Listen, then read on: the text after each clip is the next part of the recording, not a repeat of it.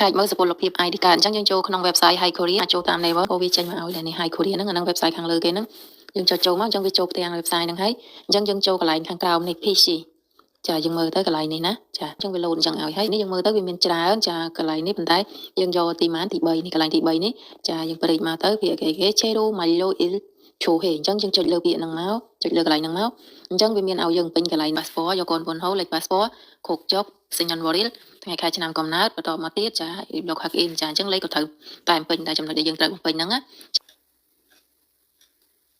គឺសម្រាប់ខ្មែរយើងវាមានលោតនៅក្នុងនេះឲ្យទេអញ្ចឹងយើងចុចពាក្យកន្លែង guitar នេះមកបន្តមកទៀតចុចលើកន្លែងនេះចា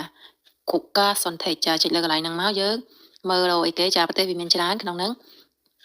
ចាកន្លែងនេះកម្ពុជាចេញមកហើយចាអញ្ចឹងយើងចុចលើកន្លែងហ្នឹងមកកម្ពុជាវាលោតឲ្យហើយអញ្ចឹងថ្ងៃខែឆ្នាំកំណើតរបស់យើងចាយើងទៅសេមកអញ្ចឹងហើយបន្តមកទៀតខាងក្រោមគេយើងត្រូវបំពេញចាកន្លែងនេះលេខចាលេខប៉ុន្មានតាមហ្នឹងឲ្យត្រូវមក0 8 9ចាបន្តមកទៀតយើងចុចពាក្យអីគេ hack in មកចាទៅជាពលភាពស្នាក់នៅ